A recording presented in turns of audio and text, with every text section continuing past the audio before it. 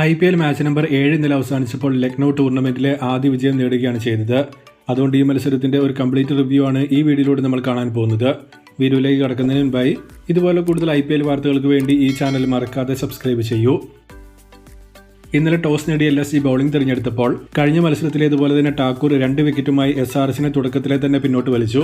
എങ്കിലും traverse head ഒരെൻഡിൽ നിന്ന് അടിച്ചു തുടങ്ങിയപ്പോൾ 62-2 എന്ന നിലയിലാണ് SRH പവർ പ്ലേ അവസാനിപ്പിച്ചത്.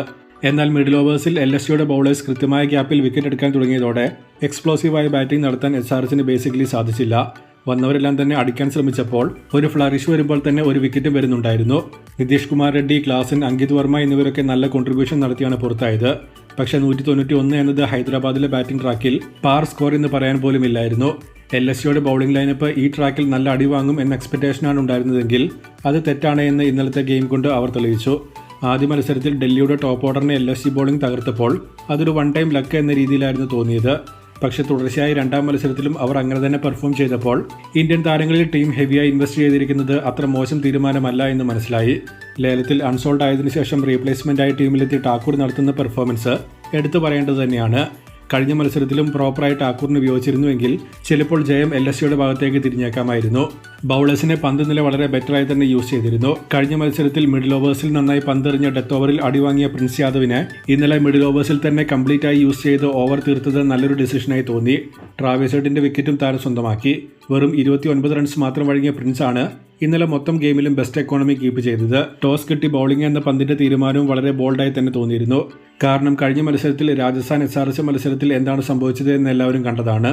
സോ ഓവറോൾ പന്തിനും LSG ബൌളേഴ്സിനും നല്ലൊരു ഗെയിമായിരുന്നു ഇന്നലെ കിട്ടിയത്. മറുപടി ബാറ്റിംഗിലേക്ക് വന്നിട്ടുണ്ടെങ്കിൽ മാർക്രം തുടക്കത്തിലെ പോയപ്പോൾ വൺ ഡൗൺ ആയി വന്ന നിക്കോളാസ് പൂരൻ ചുരുങ്ങിയ ഓവർ കൊണ്ട് തന്നെ SRHനെ കംപ്ലീറ്റ് ആയ മത്സരത്തിൽ നിന്നും പുറത്തേക്ക് കൊണ്ടുപോയിരുന്നു. മാർഷ് കഴിഞ്ഞ ഗെയിമിലെ അതേ ഫോം കൂടി തുടർന്നപ്പോൾ ബേസിക്കലി ആദ്യ 8-9 ഓവർ കൊണ്ട് തന്നെ കളി SRH തോറ്റു എന്ന കാര്യം ഉറപ്പിക്കാൻ സാധിക്കുകയും പിന്നീടുള്ളത് ജസ്റ്റ് ചടങ്ങായി മാറുകയും ചെയ്തിരുന്നു. നിക്കോളാസ് പൂരൻ 26 പന്തിൽ 70-ഉം മാർഷ് 31 പന്തിൽ 52-ഉം നേടി പുറത്തായി.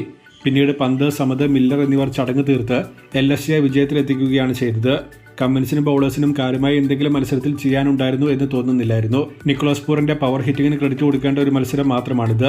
SRHന്റെ തകർപ്പൻ ബാറ്റിംഗ് പ്രതീക്ഷിച്ച മത്സരത്തിലായിരുന്നു അതിന് നേരെ ഓപ്പോസിറ്റായി വെറും 16 ഓവറിൽ LSG മത്സരം ഇന്നലെ അവസാനിപ്പിച്ചത്. ഏറ്റവും അവസാനമായ മത്സരത്തിന്റെ സ്കോർ കാർഡിലേക്ക് വന്നിട്ടുണ്ടെങ്കിൽ അങ്കിത് വർമ്മ, നിതീഷ് കുമാർ എന്നിവരുടെ പിൻബലത്തിൽ 191 SRH നേടിയത്. എന്നാൽ മറുപടി ബാറ്റിംഗിൽ നിക്കോളാസ് പൂരൻ കത്തിക്കയറിയതോടെ 5 വിക്കറ്റിന് ലക്നൗ മത്സരം വിജയിച്ചു.